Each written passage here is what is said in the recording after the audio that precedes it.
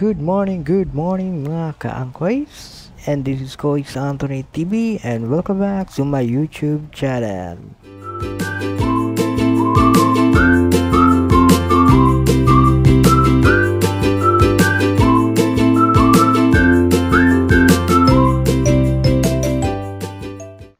And for today's videos mga koys, ang atong adventure karong adlaw kay mga tutagbukin.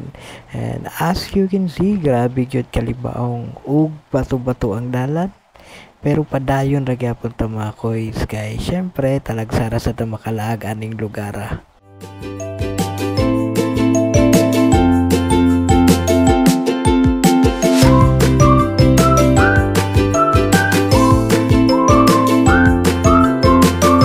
Ug kining mga higayon na mga koys, hinahinay kita padagan kay tungod sa kadagko sa bato ug syempre kalalamsad sa yuta.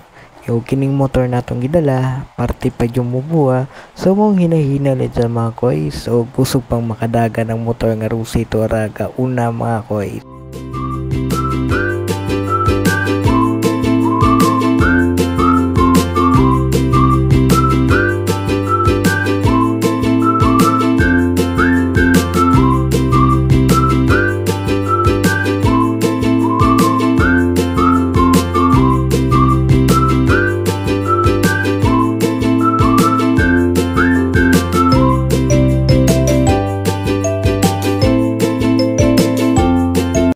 O hapit na tamabot sa itong padulungan mga koys, hinahinay o kumbati lang gihapot ta.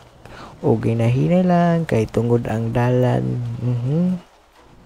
Partig yung lisura o mubo pa yung kaayo ang motor.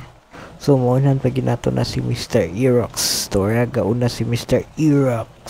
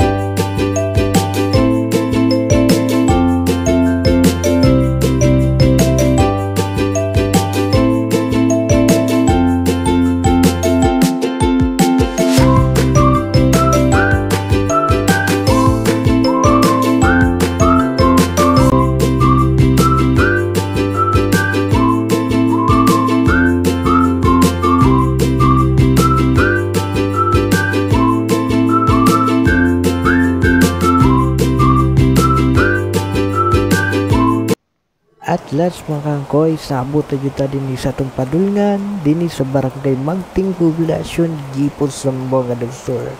Ug mauna mong payag, din sa bukid, ug andan sa ang mga kadaha, ug dagkong kaldero.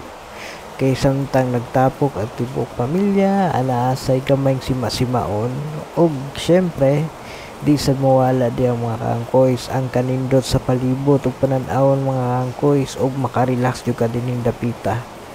O syempre sa motang stress ka makawala siya stress sa mutag makadlawon kay tungod sa katugnaw sa panahon.